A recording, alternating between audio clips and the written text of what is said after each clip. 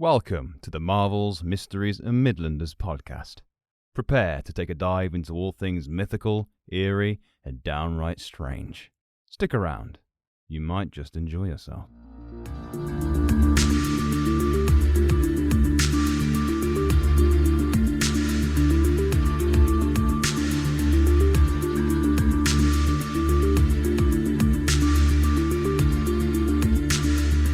Cold. Lewis is always cold. He's an old man. Put the central heating on, Lewis. It is on. Put the it CH is on. on, mate. I'm quite fortunate to have a very hot building. Yeah, heat rises and all that. There we go. That'll do. So I'm not that cold, really. It's rising to the 6th floor. Ah! There we go. Perfect. There we go. Beautiful. The perfect background. A low-res image of Lewis is my background. Do you like it? Do you like it?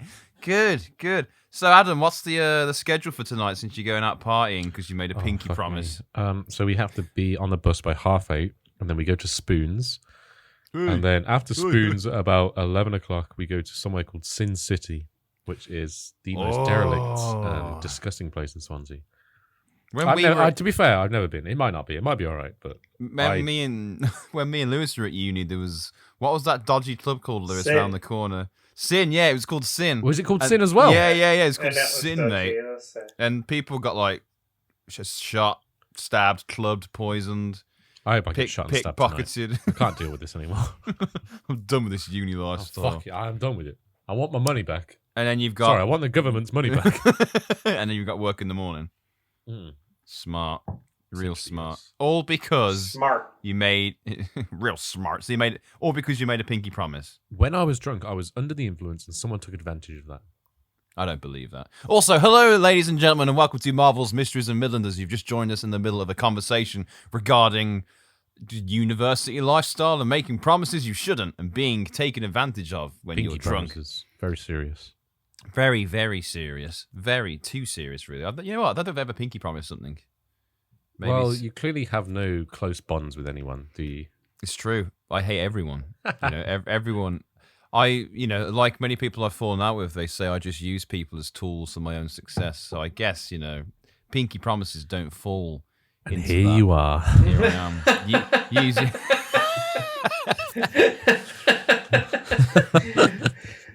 It's not that funny. It tickled Lewis, though, so I'm quite happy Yeah. about that. Apparently, it was quite funny. Apparently. But yeah, it's fine. I'm over it now. But yeah, how's your week's been? Busy boys? Not so busy boys? Just lectures, learning, reading, lots of reading. I can't believe you sent me a book you were learning to read that was literally written in like Latin, and you were like, Oh yeah, "It's I nice have for my course." I have a new version of this now. Is it translated? Have they translated nice it for you? little Ovid's Metamorphoses. Any cultural fans out there will know Ovid's Metamorphoses. Very, very nice. Can I get a shout out for his metamorphosis? His, not Ovid, his metamorphosis. Great. Humanity's metamorphosizing So realistically. very fancy. About you, Lewis? Busy week? Yeah. Cool. We won't jump any Yeah. further into that. That is it. Just That's all you working. need to know, Just James. working. Just whacking. Good. I want to bring something up. Every time I listen back to this podcast, I ask you guys how you're doing. Guess who doesn't get asked how he's doing? Oh, you. Not much And of the James, time. how has your week been? You know what? I don't really feel like answering it anymore, to be honest. Well, But your own Fine, wrestling. let's aren't you? move on. we'll start it next week, okay? I want a genuine ask. No, I'm joking, lads. I'm joking. So today we are looking at a British semi-ghost story. I say semi because it's a bit of an odd one, but I'll start by, giving you a scenic look into where we are. So, welcome to the bleak but beautiful expanse of land known as Dartmoor. Any of you guys have been to Dartmoor? I've not been to Dartmoor, no. No, beautiful place. Never been there, but I've Googled imaged it, and it's nice. It's nice. So it's They located do a lot in. of weapons training there and stuff. There's a prison. I know that. They do the weapons training on the prisoners. If this was like a communist country, probably. But no, I mean, yeah, I mean, there's a lot of open land, the moors and such. So it wouldn't surprise me if they were actually just doing some Like the Moors murders. That's the north. That's the Yorkshire I only know it Moors. from Peep Show. You only know about the Moors murders because of Peep Show. Yes, I can confirm that is how I know about it. Your Honor, that is yes. I do not recall. Yeah, the Moors murders are just grim. There's not really. It's just an awful. The Moors murders. Oh yeah, the Moors murders. I've been watching Peep Show myself recently. To be fair, tech startup, bit risky. so Dartmoor is located in the south of Devon. This area itself has become synonymous with legendary tales. One of the most famous being the Hound of the Baskervilles, with your boy Mr. Sherlock Holmes, deducer supreme. Blah, blah, blah. So obviously, Sherlock Holmes is a work of fiction, but that's where it was based. Okay. Wait, Sherlock Holmes wasn't real? No, mate. He was he wasn't real. You Fuck got a reason. me. But what's funny about Sir Arthur Conan Doyle, the writer of Sherlock? Obviously, Sherlock Holmes is quite a grounded, realistic kind of genius crime solver. But he actually believed in fairies, and there was a story we haven't covered where these fairies appearances took place, and Conan Doyle was like, "Yeah, mate, definitely happened." Yeah, So, mate, some fucking fairies. Yeah, Lewis is just shaking his head in disapproval. Yeah. But yeah, in case it's not on the episode just yet, Lewis is currently wrapped up in a blanket, and we've told him to put his central heating on, and he said he already has. But whatever. He looks very cozy. So cozy. The coziest of Carters, we could say. So, the land of Dartmoor is enriched with tales ranging from fairies, a headless horseman, more spectral hounds, witches, and even the legendary Battle of the Piskies. You want to take a quick guess at what a Battle of the Piskies is? Battle of the Piskies? Is everyone just pissing each other? I don't know what a pisky is. Is it like an elfy type thing? It's a form of pixie, yeah. And Adam, yeah, you were dead on the money, mate. Everyone pisses on each other, yeah, of I course. fucking knew it. Yeah, Dirty bastards. A lot of them. I knew it. But yeah, it was essentially a battle between factions of pixies. So, it is said that even the devil himself came to Dartmoor during the Great Thunderstorm on the 21st of October, 1638. Something amusing, Adam. Sorry, of all the places that the devil could go to, he chooses Dartmoor. I just don't believe it. Well, Sorry. it sounds better than Swansea. Well, that may be. I would be equally surprised if the devil came to Swansea. Okay. I'd say, devil, what are you doing here? What's a good location for the devil to come to then? Hell? Oh yeah, feel but like- Liz. Stay in your place. Yeah, that's to where go it on is. holiday. Yeah, you can't If he's visit going hell. on He already holiday lives to there. Dartmoor or fucking Swansea, then my respect for the devil is completely non-existent. Vegas. Where would the Vegas, baby, Vegas, Sin That's where I want the devil. City. I want the devil to be in Vegas. I want him to be fucking playing blackjack and Yeah, but- losing loads of money. But what if he just wants to break from the sin? He's just sick of The devil sin never wants a break from sin. That's entirely what the devil is made up on. based on your standing knowledge of the devil. Based on everyone's standing knowledge of the devil. Well, everyone's wrong. Yeah. So during this thunderstorm on the 1638. Thank you, Lewis, for getting that for me. So this How the thunderstorm fuck was does taking Lewis know place, this and and a you do not? church service was taking place at the Church of St. Pancras, with around 300 people attending, when all of a sudden, a ball of lightning struck the building. 4 people were killed. I feel like I should join in, but Go I on, don't. join I in. don't- Join in. Oh, yeah. Oh yeah. That was some remix. good lightning sounds. Little remix there. So yeah, so a ball of lightning hit the building, killed 4 people, and 60 people were injured. I feel like during this moment, the pastor was doing his gospel and getting really passionate. And I as wanted he to make hit, a pasta joke. as he hit the crescendo, you can make a pasta joke. Why are they eating pasta in times like this? Why? Why? That's not the no. I'm just asking why are they eating pasta in times like this. Oh, right. That was sorry. the joke. I thought that. Oh, right, No, okay. you My fucked it pleasure. for me. Sorry, I don't understand how humor works. Sorry. Again, my world. You're just living in it, right? Clearly.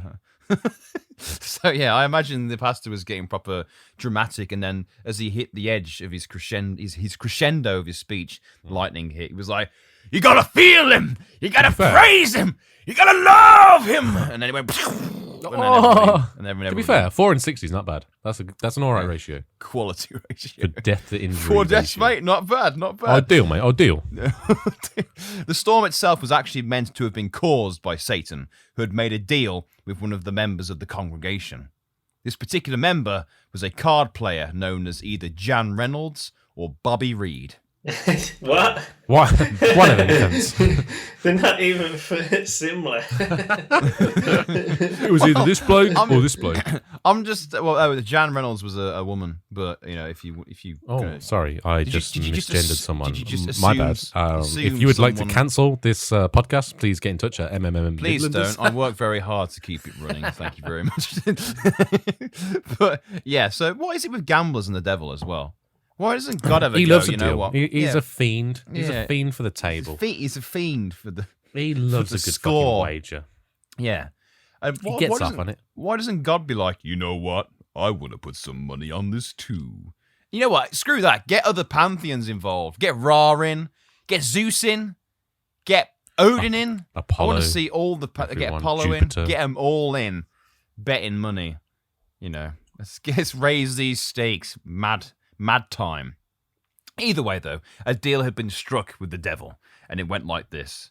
If the devil ever found the gambling person asleep in a church, the devil could have his soul. Very particular set of... Wait, if you gamble in a church, the devil automatically claims your soul? No, if you fall asleep in a church. Oh, of course. Just don't go to a church. You know what I You mean? think church would protect you from the devil, but apparently Yeah, not. exactly. But if the devil ever found them asleep in church, he would claim their soul. The person himself was said to have fallen asleep during the service that day, and with their pack of cards in their hand. Another version of the legend states that the devil arrived to collect the souls of 4 people playing cards during the church service, hence the 4 that died. Rumour has it that the devil himself came to Dartmoor in human form, or his red form. I don't know what you call it. Red-skinned? Is that okay demon. to say? Maybe a slightly red-tinged human looking. But apparently he rode for Widdicombe via the Tavistock Inn, located in Poundgate. Poundgate, yeah. Oi. Lewis is nodding furiously He's right falling now. asleep again. Classic Carter. Falling Classic asleep during the Carter. episode. Old man Carter. I'm not. Do you want your prune juice there? I've got it, mate. Oh dear, it's getting a bit low on prunes. Oh dear, oh dear. But yeah, so the devil came to Poundgate, and he did what most weary travellers did, and asked for directions and refreshment. Personally, I feel like if I was Lucifer, I'd just To be fair, send if someone I else was to collect the souls. if I was lost and I needed directions, I feel like it was a bit of a piss take to also ask for a drink.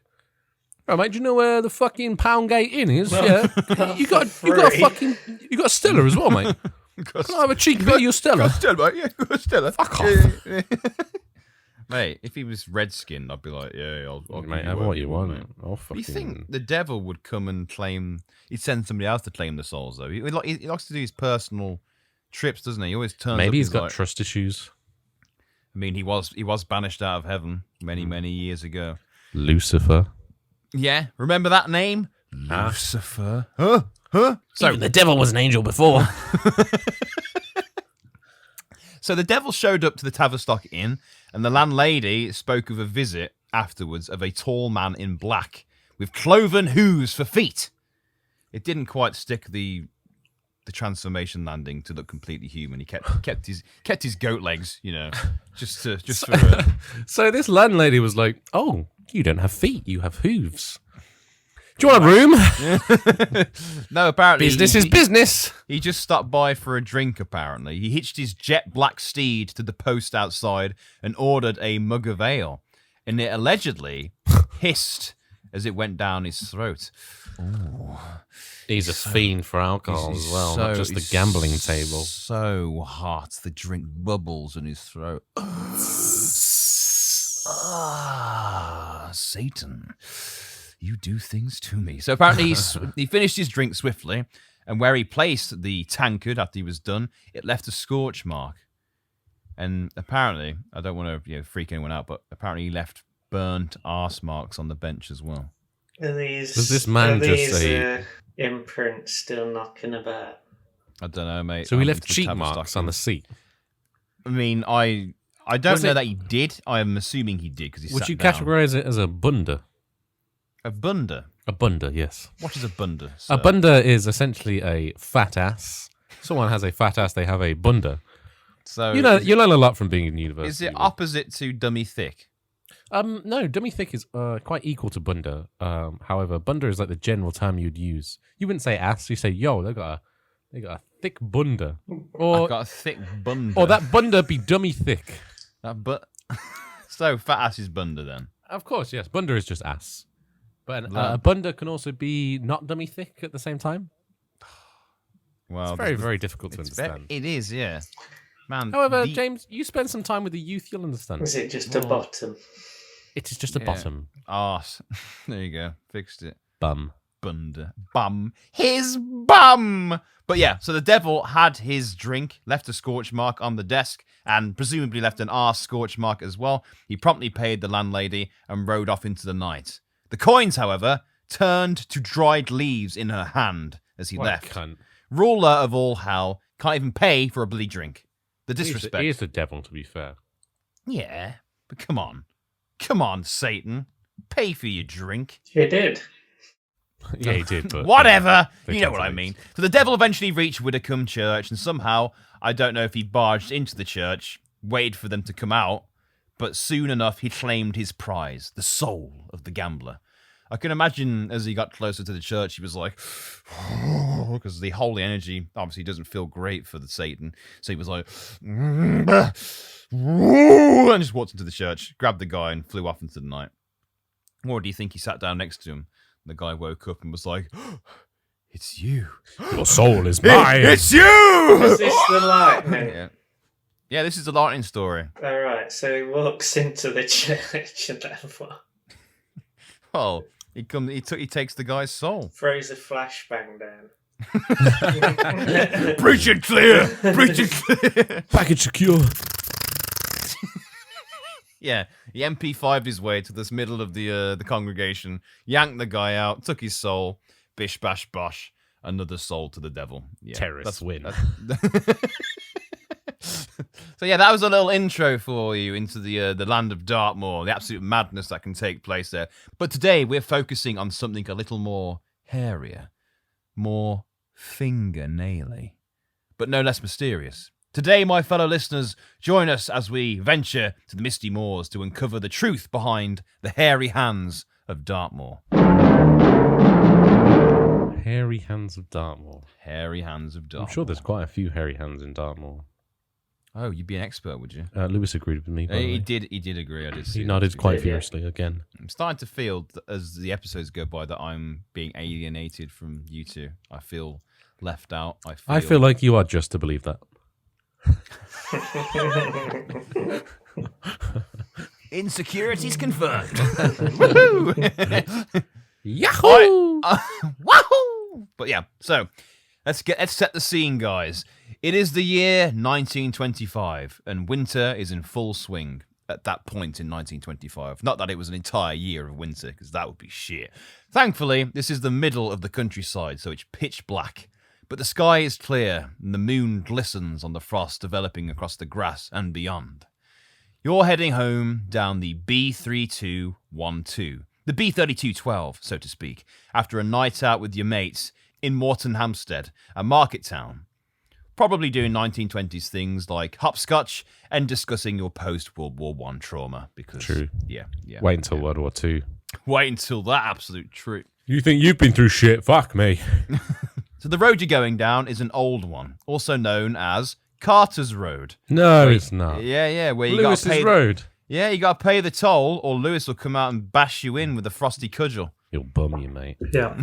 Is that true, Lewis? Are you into that kind of Bashing. Yeah, he bashes in every way possible. Breach and clear. The road. Package secure.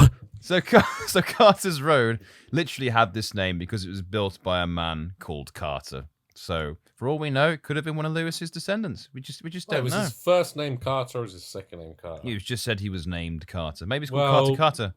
Carter. True. Carter, mate. Maybe he's a grand ancestor of Lewis himself. Yeah, I think it could be. Probably not, but... Ancestry.com, contact us. We've got some really important questions to ask. Also sponsor us. Sponsor us as well. Or we'll contact Anne Summers and we'll do good quality sex toy deals. Anyway, Love Honey. Let's get Love Honey involved. Because Where did that come from? Hey, man. You gotta get your sponsors somehow. Get anywhere, and mate. I feel like we're quite open. We're open-minded when it comes to the pleasures of the flesh. And I feel a company Pleasures such as of the Love flesh. Honey would love to sponsor us. Only you Come can on, guys. make it not sexy by saying pleasures of the flesh. Have you know, back in the 3rd Or have century. you know, my wife loves that term. Back in the 10th century. You know not to talk about my wife, Adam, when it comes to this kind of thing. Leading, James. No, stop! Because by the way, she says she doesn't want to see you anymore because it's awkward. Anyway, let's go on with the story. It's too awkward, Adam. I cannot see you anymore. It's just wrong. Quote, Because anymore. Oh, yeah, because all those forced FaceTime calls weren't enough, were they? Anyway, because because it's the 1920s, your car isn't doing so well in the heated chairs or air conditioning department. So you are freezing. You are freezing, chattering your teeth away, and luckily, however, you are wearing a nice heavy coat. What did you say? I said, were there cars back then in the 1920s? There's car. Right. Yeah. Carriage. Right. Cart. Like a cart horse. Horse. In Red Dead Redemption, which is set in like 1913, Your 12, reference you have is a car. Game. Well, it's better than yours, where you go, I think that I'm a philosopher, James say. yeah, think about something worth thinking about. I think, therefore I am. The first Motorwagen was invented in 1886. So I'm just saying, mass production of cars, 1927 at least, 1901. So, yeah, there's a car. Okay, this person in the story is a rich person. They've got a car, okay? Okay. So they're tottering along the lane. Okay, James, I didn't know he was rich, okay? Rolls Royce.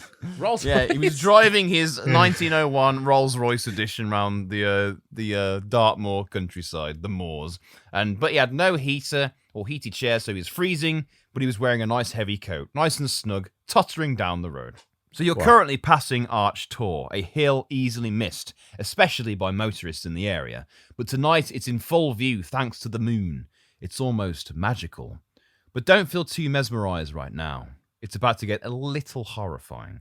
As your car lights illuminate the road, a large, hunched-over brown figure stands looking away from you, doing God knows what in the night. Before you even realize it's there, you are still flying towards it, and this thing definitely notices you. Its glaring eyes carving through your headlights to meet yours. What feels like minutes to you is merely seconds. Before you realize that your hands are grasping at the handbrake. If there was handbrakes back then, you know what? It's for the story. Get over it. This isn't Time Team, all right? Excuse me, handbrakes weren't invented until 1938. Fair enough then. Okay, so you're grabbing or pressing on the nearest I just made that up, by the way. I know, but it worked. It convinced me. And before you know it, your car is swirling across the icy road towards the being waiting in the road. Imagine just sliding towards this thing, just screaming. However, your car halts before it can reach the monster. Embarrassingly, though, it was just a deer going for a night stroll. A late night stroll. Typical. It's what people call a cold open. Because it's cold, you get it. Anyway, so, yeah, good response. Right. So you're back into your car. Let's get you home. Making your way towards the higher Cherrybrook Bridge. And due to the increasingly icy roads, you gently apply the brakes as you cross. And just as you do, your car is suddenly violently pulled to the left, like you've decided to embrace the call of the void. Ooh, I love that. The car begins to shake uncontrollably as you start to hit the grassy terrain next to you. While this is happening, guys, Adam and Lewis are doing great impressions of this happening on the camera. I wish I could show you. Don't be sending those gestures again. I'm penguins dancing at me the entire hour. So the car begins to shake uncontrollably. Whilst trying to save your car and your life, you notice something. Something beyond comprehension. Something not of this world. A pair of hairy, severed hands, unnaturally attached to your steering wheel with a vice-like grip. As they tighten, the flesh of the hands begins to show its strands of muscle moving under its thin, hair-ridden and discoloured skin. Some eyewitnesses' sightings have said that the hands are yellow, pinky purple, or even black. That's quite. That's a quite big difference. I was gonna say purple, yellow, but the other one I don't remember. Different levels of decay, though, isn't it? Really, that's what it's. I mean, all that's about. quite different on the color chart. Radiation poisoning hands. Anyway, the nails on the hands have been described as long and sharp, or the nails of that of a person who bites them viciously. So again, really long nails or really short nails. But the nails themselves are far more split and yellowy. Whatever works for you, just go with it, okay? In your head, imagine a pair of hairy, discoloured, hot nail, yeah, maybe just real long pedicured nails. Grinding down your back. Manicured even. While driving, yeah. Maybe one hand is yellow with short nails, and one hand is black with long nails. Yeah. Like putting a wrong pair of socks on. Oh, you're going with that hand How tonight. embarrassing. Yeah. My hand is black and the other is yellow. Who'd have thunk it? So, the more you try and yank the steering wheel to take control, the harder the hands grip on and yank back like it's their place. Eventually, you find yourself flying headlong into a small group of low trees, the hard branches scraping and slapping the top side of your car until the hands pull you directly into a tree for a violent crash. Steam blows and hisses out of your now totally written off car. Hope you've got insurance, mate. And the smell of oil now freshly in your nostrils. However, you're absolutely fine. You survived, bar a few cuts and bruises. Looking down, you see the ghostly hands have vanished. But what matters is that you got through your first and hopefully only encounter with the Hairy Hands of Dartmoor. You've just joined the ranks of many people who were taking a nice little journey down the B3212 who were totally sidelined by these intrusive phantom appendages. They didn't discriminate, choosing to attack cars, bikes, That's good. carriages, and even ponies. I wasn't talking about race, Adam. No, Calm down. I'm just saying, I'm glad my spectres do not discriminate. Yeah. They treat everyone equally. Imagine if you were just walking and the hands got you. How would they get you? Didn't they just pull your legs from under you? Whoa! I reckon they'd just like pants you. Oi, oi, I oi. reckon they just push it out. Nice cock, mate. From the side. Yeah. Or just happy slap you. Yeah. What a craze that was, eh? Oh. How did you Tango. know? How did you know, Phantom? Everyone gets slapped. Ow, ow. One guy's just like, oh. Do it again. Hands, come back. Spectral hands. Oh. Why did you go? So this tale I just amused you both with was just one of the many experiences people went through during this time. During the 1920s, the encounters were actually coming through quite thick and fast. Something was going on with hands in the 1920s in Dartmoor. We don't know. Ooh, ghost hands. But yeah, so this next tale, a woman was staying in a caravan in the ruins of a powder mill. And that will be important later. But why she chose to put a caravan in the ruins of a powder mill, I'll never know. So, after a brisk hike around the area... When's this? This is 1920s. Still. Mid-1920s, Okay. yeah. So after a brisk hike around the area and a small tipple of booze to warm her up, she settled down for the evening and eventually drifted off to sleep. A few hours later, in the dead of night, she was pulled out of her sleep by a sudden fear. A change in atmosphere, you could say. During the mid-sleep interruption adjustment, and waiting for her eyes to focus, you could hear a light tapping against the side of the caravan. Tappa, tappa, tappa. Tappa, tappa, tappa. Don't hit the mic. It's not good for the mic. Tappa, tappa, tappa. The tapping slowly moved until she could hear the sound of it tapping against the glass. And sure enough, what she saw, with the same pair of hands, sans person, creepily crawling up her window like some sort of mutated insect. Her first instinct was to lunge for her crucifix, and as she flashed it at the hands, they flew back and vanished into the night. She wouldn't sleep much for the rest of the evening, but the hands would never hassle her again. The following morning, a car was found upturned in a ditch not far from the caravan, the driver dead, and no cause to how it happened. A similar version of this particular tale happened when folklore enthusiast Theo Brown was staying in a caravan around half a mile from the B3212. What do you think of the hands so far, gents? Very horny. Very horny hands. Would you like to, Elaborate. Yes, please. I would Please love to elaborate, James. Please Thank you. elaborate. If there's one thing I want in the middle of the night, it's Pair of hairy hands a pair of touching you. hairy hands just confirming all that I thought was true before, and just making me feel safe. It's good to feel safe, though, isn't it? I would eliminate all crucifixes or crosses. I would let all the hands come into my room and sensually soothe me to sleep. Why don't you do that, James? Huh? Why don't you break into my house and soothe me to sleep? When me and Lewis come to Swansea, we'll Right. do it for you. All right, We'll thank put a you. we'll put a blindfold on you, provided by lovehoney.com. And and we'll put some gloves on, maybe put some moisturizing gel on our hands first. Oh, that'd be nice. And we'll stroke you. Maybe start with the tips of the toes. Yeah. Move down, move down. To Or the maybe bottoms of the just some feet. lube. Provided by lovehoney.com. Use code MMM to get 20% off. Yeah. Yes. Real deal. I mean, sure. Okay. So when me and Lewis visit you, a good stroking is what you'll get. Okay. Yes, thank you. That's all I ever So wanted. in life. it's all I've ever wanted to give you, to be honest. But yeah, so many distractions, so many obstacles. Anyway, Lewis, you want to read something, my boy? Of course you do. Yes. This is an excerpt from the author of Devon Ghost, 1982, who was the Theo Brown I just previously mentioned before talking about caressing Adam's body. Take So me, when- Theo. So when you're ready, Lewis, go ahead. What kind of... You can, whatever voice you want, whatever you imagine she sounds like whilst, Oh, telling this the is a story. she. It's a she. Theo Brown, yeah. I mean, it could be it sounds like a male name, but Could be a Jesus, boy, all right. can't Oh, it? I just do my voice. Power. I just do my voice. yeah, people like your voice, Lewis.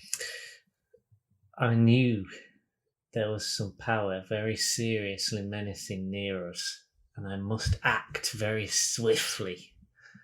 I looked up at the little window at the end of the caravan. I saw something moving. As I stared, I saw it. I'm going to Are you start that okay? again. You want to start again? No, he's a I quarter start of the way from the through now. sentence. As I looked up to the little window at the end of the caravan, I saw something moving. And as I stared, I saw it. I saw it was the fingers and the palms of a very, very large hand with many hairs on the joints and back of it, clawing up to the top of the tent, which was a little open. Can I do the other half? So, Yeah, of course you can. a Have caravan with a tent on top. That's Oh no, I know what they're on about. I know what they're on about. Yeah. What are they on about, Adam? There's like some strange caravans you can get that have like I don't know what you call them, but I think they have like it's like a sunroof, but they like kind of Turns into a tent. yeah. Yeah. Also, for the listeners, if you want to imagine what the hands look like, imagine those cheap gloves you can get for Halloween, the werewolf gloves with hair Oh on. yeah. That's basically what these Floating hands. Imagine a floating pair of them coming after you. Adam, would you like to continue? Sorry. Oh, okay. Where was it? Where were we? Clawing up to the top of the tent, which was a little open. Yeah. I knew I wished. Here we go, guys. Uh, I knew it wished to do harm to my husband sleeping below. I knew that the owner of the hand hated us and wished harm. And I knew it was no ordinary hand, and that no blow or shot would have any power over it. How can you know a Almost. pair? Sorry to interrupt, Adam. Sorry, I How was do you in the know a zone there, pair? James. I apologise. How can you Well- know a pair of hands hates you? You can tell from the fingies. Just the fingers, middle fingers. Like that. I think they hate me. Sorry, Adam. Continue. I've lost where I was now, James. Thank you very much. Almost unconsciously, I made the sign of the cross, and I prayed very much that we might be kept safe. At once, the hand slowly sank down out of sight, and I knew the danger was gone. I did say a thankful prayer and fell at once into a peaceful sleep. We stayed in that spot for several weeks, but I never felt the evil influence again near the tent. But I did not feel happy in some places not far off, and would not for anything have walked alone on the moor at night or on the tor above our tent. See, it's funny as well. That is essentially history repeating itself. I had that lady in the 20s who had a similar experience, and then Sorry, James. Can I just say that the message above this is just you saying cunt? I don't think so, mate. Oh, I can screenshot it for you if you want, pal. Please do. Here I we can't are. see it. Last message I can see it's a picture of Psyduck. So I don't can know see what. the I can't see it. Lewis, am I wrong or not? Does this No. not Why say is the picture's not loading? How Mate, convenient. it is convenient because it sounds like complete bullshit. Lewis, Defamation of Sorry. character. This is defamation of character. So that took place around the 80s. That tale you just read, Adam. That book came out in 1982, so it actually could have took place 80s, maybe mid 70s. Yeah, of course. Something like that. Yeah. So now we're going to jump back to 1921. Oh, any observations so far, gents? Sorry, please. I'm observing that I need a piss very badly, so I'm going to go now. I'm going to take this opportunity to go. You segue me into that. Thank you very much.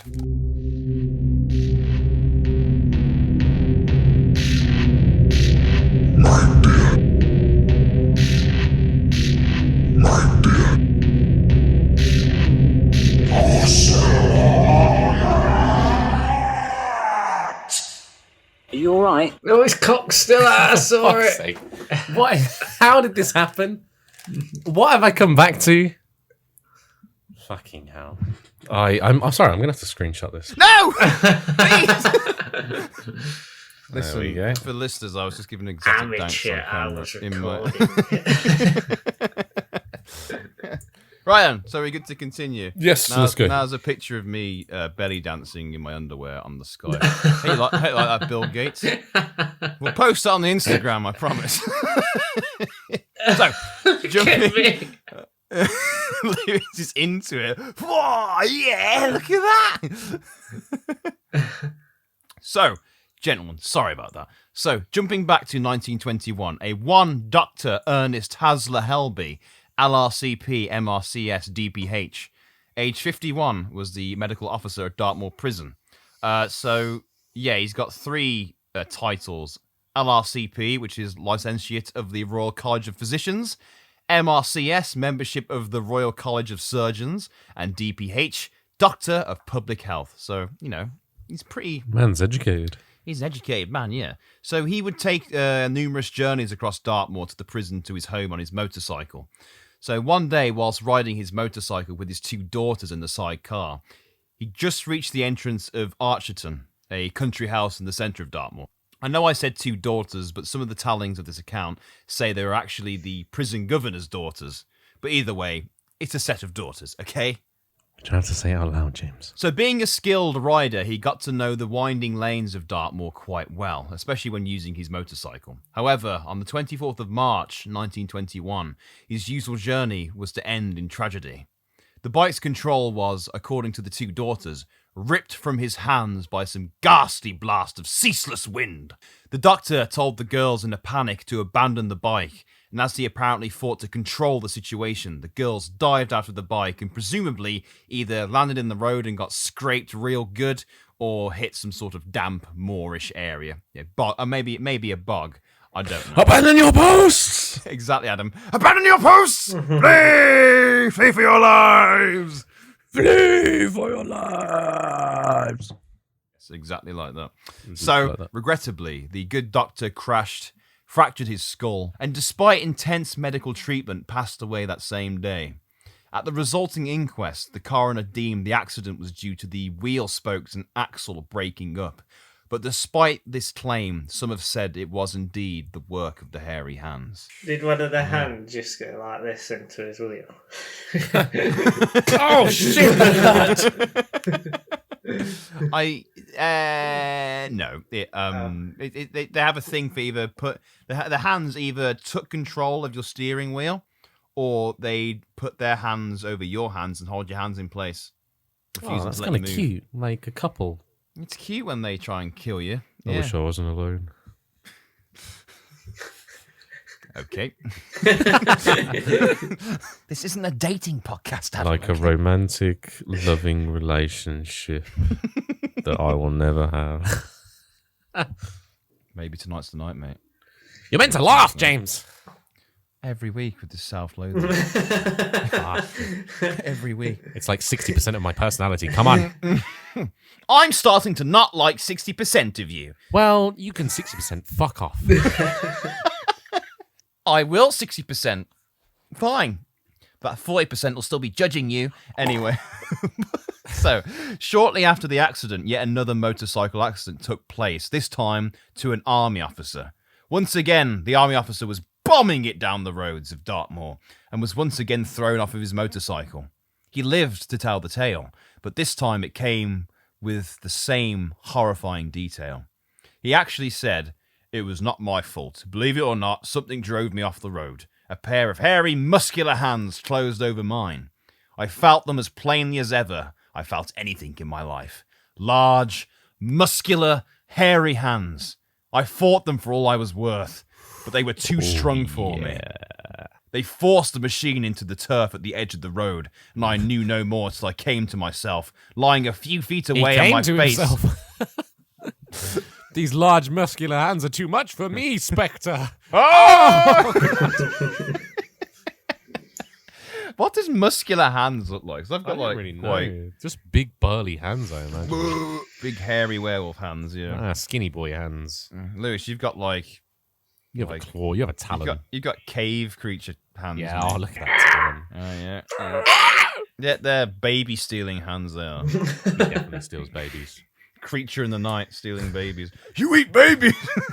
So this army guy, he crashed as well, woke up and was like, "What happened? These muscular hands got me." So at this point, you guys have heard more than enough about the hairy hands to know what they're all about. But at this point, what do you think they are? What is their purpose? Suspend your logical points of view and roll with me here, boys. Oh, What fuck do you think knows. it is? I don't really know. That's not productive to the That's my podcast, logical man. point. Fuck knows. Oh, fuck knows. I want. Why You're are they smart. hairy? I mean, you think werewolf, right? Give hairy me hands. your I'm giving theory. you them, James, you bastard. You think werewolf, right? But some kind of like ghostly spectre werewolf. But why would he want to like make people drive off the roads? So werewolves do not do that. That's the last thing they do. And also, werewolves don't tend to have hands that float about. But they have hairy hands, though, don't they, James? Name me another thing apart from werewolves that have hairy hands. Go. 5, 4, 3. Greek 2. men. Greek men. Greek men was your answer. No, I'm only joking, obviously. Sorry, Grecians. I love the Greek people as much as I love any people. No, I think other things that have hairy hands. Fucking disgusting. Monkeys. Donkeys don't have hands, Lewis. I said monkeys. Donkeys don't have fucking hands, Lewis. Yeah, monkey. Maybe it's a pair of monkey hands. That's a good Lewis. So like a monkey spectre. The ape ghost of Dartmoor. I honestly have no fucking idea. But you, Lewis. I think You go- it's a werewolf with. I'd say some kind of ghostly but werewolf. with like rocket, detachable I rocket. reckon it's a hands. werewolf that just never learned to drive and is very jealous of all these people that are No, driving right now. you've just missed Lewis's incredible theory. Like Sorry, what a was that? transformer kind Yeah. of detachable A wolf. hand. Whose hands detached like rocket and fly about. It's on my wheel! Oh! Yeah. That is quite a theory. But yeah, what was yours, Adam? Sorry. I can't even remember. Lewis's theory is I think overtaken. Lewis's has trumped any possible I theory. think he has. Yeah. Did you think about it? You don't really see many ghosts of werewolves out there. I mean, the Hexham Heads, you had those strange, like, spectral goat men and stuff. But Yeah, Just- ghosts are always human. Can you not have like? Yeah. Although to Yeah. be fair, werewolves are quite ambiguous in themselves. So to have a ghostly werewolf is even more ambiguous. But that's a very good point, actually, yeah. But maybe it's Thank you, something- James. Maybe you're welcome. Maybe it's something, completely that we're not aware of. It's a whole new. You're aware level. of. Oh, Lewis has got something. Maybe it was an experimental weapon. We have created the most deadly pair of hands in the entire Great British, and we've released them onto them. Yeah, it's an experiment that escaped. That's what it was. Shockers, ghostly werewolf hands throw you off the road. Maybe, yeah. It was a soldier who was put into military training in some sort of base on Dartmoor, and they injected like some sort of Jekyll and Hyde serum He just into has like him. mass But it, PTSD and just swerves himself off the road. No, It's a werewolf! No, I was thinking more, they injected him and his hands changed, and then it went into like an Evil Dead mode where the hands were trying to strangle him. He was like, cut them off! Cut them off! And then they cut off his hands, and then they just threw him in the bin. And then they crawled out. Crawled out. I mean, they are meant to be spectral hands, but maybe the serum's got spectral qualities to it. Oh, ghost hands. Apparently, some described them as spectral, but some said they Does seemed that quite mean solid. ghost? Yeah, ghostly. Hang You know on, what? I seem to remember. He's just remembering no. something. Shut I'm down. remembering wrong. Abort! What were you remembering wrong? I thought I may have said spectre was a ghost, but I said ghoul. You said ghoul, yeah. You said ghoul. Mate, I But would the have been ghoulish so. hands. I mean, you could say they were ghoulish as well, to be fair, in appearance. I'll give you that. Yeah. So they were there and then they were not. Well, yeah, basically, yeah. They appeared and they went. Yeah. You aren't wrong. You're definitely on the right line with it. So, I was laughing at something you just did on camera. oh, sorry, what my chest Yeah. tense. Yeah. Ooh. So, soon enough, the tale got out and the Daily Mail pounced on it, picked up the story, and it became headline news. Which, for me, that's more like it. I want more supernatural headline news, not like Boris Johnson's getting sucked off by his aide or something like that. I want giant mushroom people terrorizing a village in To be fair, Northumberland. That's what that- I want on the front of my no, newspaper. to be What? fair, that Boris Johnson news is quite good news. Yeah, but I would like to see that. well, put it on Boris page, Johnson receives a supreme suck job. put it on page 2 at least. Come on, just give me. I'd want that front page. You're the reason why. I'd want to see the You're the reason why. sheer satisfaction in his face. You said it'd be a picture of him. Oh, yes, come on. This Oh, yes, your mouth is quite. Your mouth is sublime.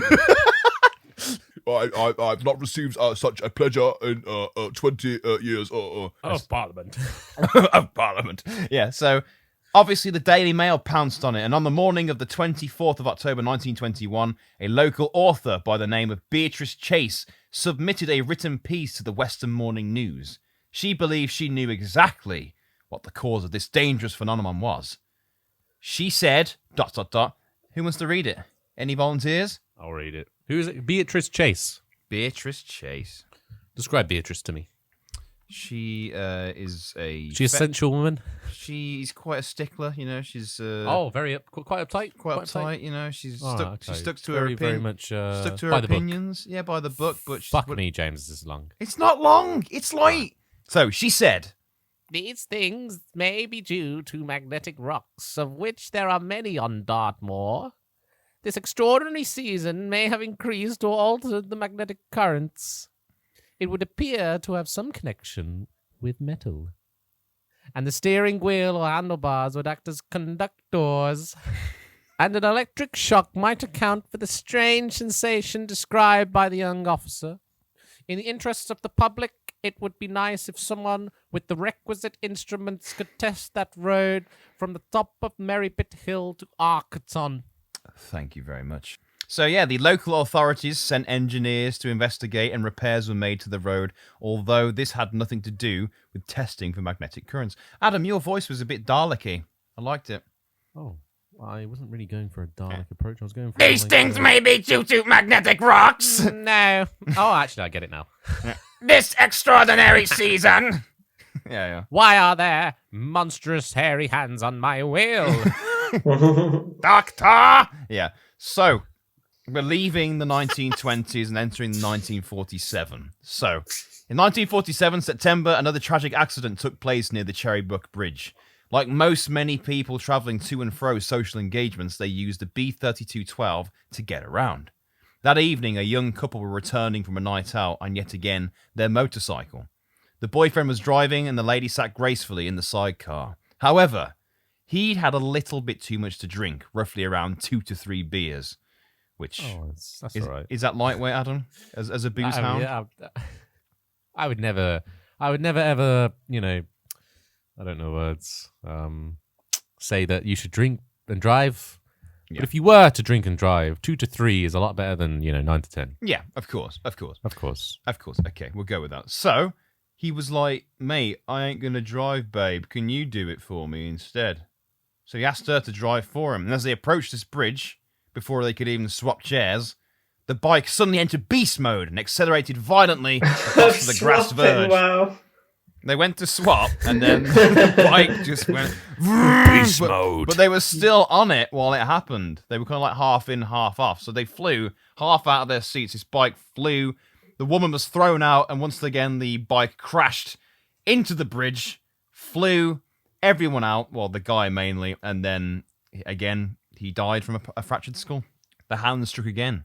In the following inquest, one PC Tancock of local Princetown stated that the couple were completely sober when they left their social engagement. Is he covering up for them or something? To be fair, if you felt like the steering wheel was going a bit topsy-turvy, could you not just slam the brakes on? I mean, yeah. But the point is the hands hold you in place against the brakes. It doesn't hold your feet in place, though, does it? Death grip. I have completely derailed this. I'm so sorry, James. How do we not know there's a pair of phantom feet near the brakes? You've not mentioned any phantom feet in this entire episode. There's been none mentioned in the research. Oh, by the way, there's phantom feet as well. Footnote, gotta make something up to make it seem real. Phantom feet, hairier than the hands. Yeah. So they crashed and the guy regrettably died. But in the inquest, apparently, as the bike approached the bridge, it was mysteriously caused to wobble, as we've just seen. And ultimately, it was deemed an accidental death. But it could have just been a case of boozing or cruising. Or cruising. Another dirty-handed attack. There's many... Booze cruise, exactly. There's many other cases about the hands that took place with this. Apparently being drunk but not at the same time. But a lot of motorcycles. And now, 2 more accounts. So in 1962, a visitor to Dartmoor, Florence Warwick, tootling along the road when wanting to check her location. She stopped the car to look at a map. And in her words, I looked up and saw a pair of huge, hairy hands pressed against the windscreen. I tried to scream, but couldn't. I was frozen with fear. In 2008, another motorist reported that he saw a huge pair of what looked like hairy paws grabbing his steering wheel. Mate. Yeah, huge pair of paws apparently this time. Hairy paws attempted to force him off the road. Werewolf claws, maybe. You may be onto something with the werewolf thing you mentioned earlier. It's the only logical explanation, really. Like spectral wolves. Spectral ghost hands, yeah. To this day, though, there are still reports of either spectral hands grabbing the steering wheel or an evil presence inside the car, in which some cases leads to erratic steering. So do you guys want to hear the proper potential story to what these things are? Yes. Yeah, you want to hear, Strange camber. Yes. Strange camber in the road. Exactly. Was everyone just completely fucked? That's what it is, mate. Dartmoor's just a party Fucking place. yeah. Party place, mate. Party hounds. So regrettably, like most mysteries, there is no known definitive answer to who the hands actually belong to and how they got so hairy, so muscular. Ooh. One commonly known explanation is that they belong to a worker who conveniently worked at the powder mills factory that produced gunpowder. Remember I mentioned earlier? Yeah, the very same place where the caravan lady was staying. So the story goes that this particular worker was known for his supreme deluxe extra large hairy hands. He was Dartmoor's slapping contest champion 5 years in a row and could carry a monster pumpkin in the palm of his hands. Probably. So it goes that he was apparently left a large inheritance from a relative in Italy because they were dead. But hey, no need to work anymore because he's got money. He's rich. It's all good. Thank you, Italian family. Thank you so much. Rip. To celebrate, he held a large party for all of his workmates in the evening of his final day at work. It was an absolute rager of a party, and luckily it was Friday, so no need to come in tomorrow with a hangover. With the celebrations coming to an end and the prospects of a new life opening up to him, he decided he wanted to keep his tools as a lasting reminder of where he had come from. which I can respect that, That's good. Remember where you came from and all that. Gotta remember your roots. Remember your roots, exactly, Adam. As we all know, gunpowder is kind of volatile, not massively known for its soothing and non-destructive qualities. So it's suggested that if you ever work in a powder mill, you never, under any circumstances, wear hobnail boots in the presence of gunpowder. Now, hobnail boots were formerly used for mountaineering to grip on sloping rock surfaces, like the shoe, with the spikes on the bottom and the edge. Yeah. The edges that allowed you to kind of kick your foot into the rock face and climb. That's the kind of boots you shouldn't wear around gunpowder. Can you guess why? Can you guess why? Make a spark. Because it can make it makes a spark with the metal. I know, yeah. Why would you stand on normally? gunpowder in Hey, just because he earned, he inherited money doesn't mean he was smart. So, simply because the floors of the mill were made of granite stone and there was a significant amount of gunpowder everywhere, the risks of a spark being made were very, very high.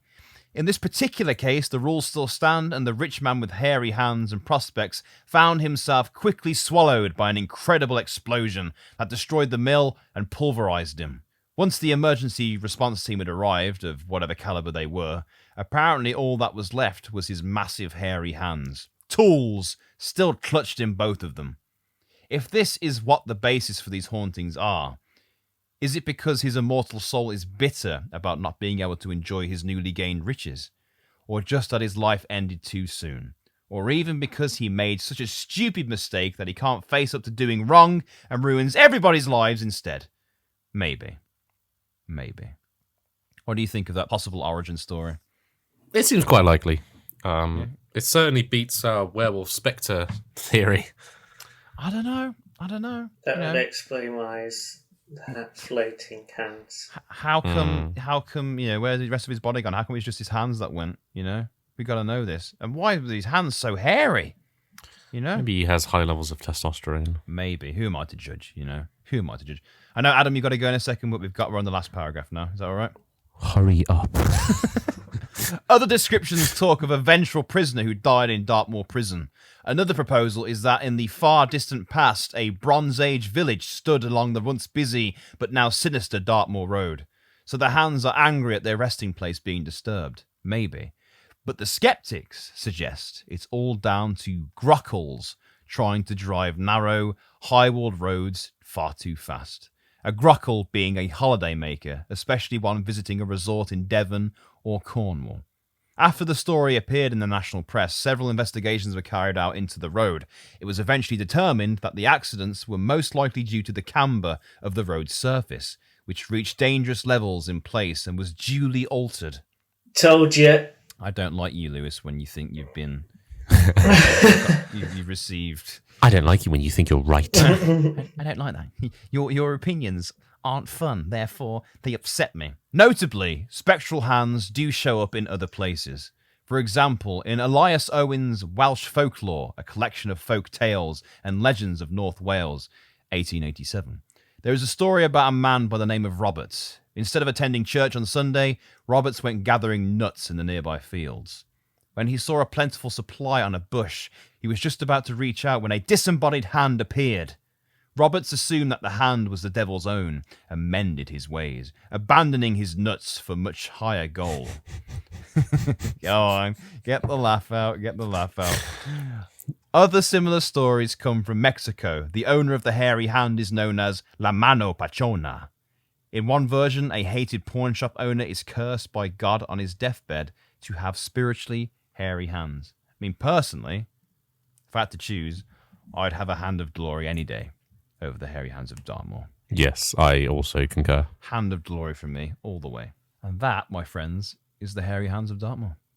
Wow. Cool. Maybe no werewolves, maybe just a rich dead man with an Italian family. Maybe a military experiment.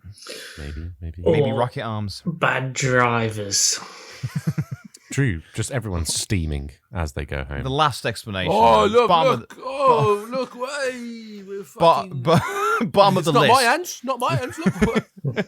Let's wrap it up because you got to go, Adam. I know you're a busy man. You got to go party. Mercy. So, if you want to find us on Instagram, it's at Midlanders or at Idlanders. Or if you want to email us, it's marvels.mysteries@gmail.com. Also, quickly, next week, Lewis will not be with us as he's taking yet another trip to Italy. To Italy again, so we'll be joined by Carly from the Haunted Housewives podcast once more.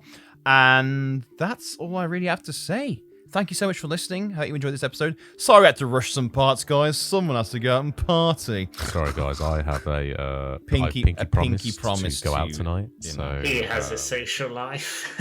I unfortunately have a social life. Yes, it is a curse. I feel like I have hairy hands on my social life right now.